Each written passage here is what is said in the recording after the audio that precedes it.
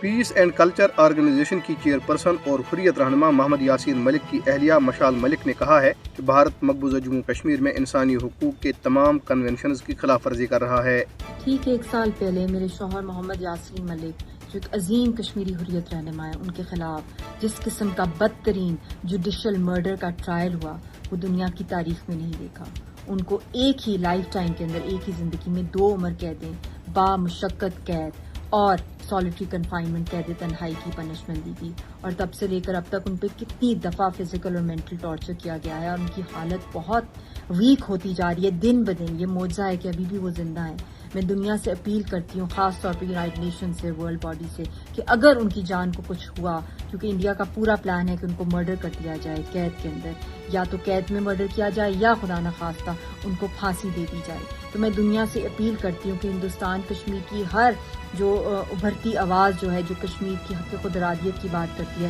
UN کی قراردادوں کے مطابق ان کو سائلنس کر دیا جاتا ہے۔ تو میں ڈیمانڈ کرتی ہوں کہ یاسین ملک کو اور جتنے بھی کشمیری حریت کی قیادت ہے یا جو عوام ہے کشمیری، ان سب کو ریلیز کرانے کے لیے اپنا رول پلے کریں۔ یہ نہ ہو کہ کشمیری سارے کے سارے قبرستان میں دفن ہو جائیں اور کشمیریوں کی کوئی آواز ہی نہ سنیں۔ کل جماعتی حریت کانفرنس نے افسوس کا اظہار کیا ہے کہ مودی کی زیر قیادت بھارتی حکومت اپنے غیر قانونی زیر قبضہ جموں کشمیر کی سنگین صورتحال کے بارے میں عالمی برادری کو گمراہ کرنے کے لیے مذموم ہتھ کنڈے استعمال کر رہی ہے۔ حریت کانفرنس نے کہا کہ مودی حکومت نے ایک طرف کشمیری عوام کے تمام بنیادی حقوق سلب کر رکھے ہیں، جبکہ دوسری طرف وہ مقبوضہ علاقے میں گروپ 20 اجلاسوں کی طرح بین الاقوامی تقریبات کا انعقاد کر کے اپنے جرائم کو چھپانے کی کوشش کر رہی ہے۔ بیان میں کہا گیا ہے کہ موجودہ سنگین صورتحال میں دنیا کے ہر انصاف پسند انسان کی ذمہ داری ہے کہ وہ مظلوم کشمیریوں کی آواز بنے۔ برطانوی پارلیمنٹ کے رکن عمران حسین نے وزیر اعظم ریشی سونگ کو لکھے گئے خط میں کہا ہے کہ گروپ 20 نے سری نگر میں ٹورزم ورکنگ گروپ کا اجلاس منعقد کر کے متنازع علاقے کے بارے میں بین الاقوامی قوانین کو نظر انداز کیا ہے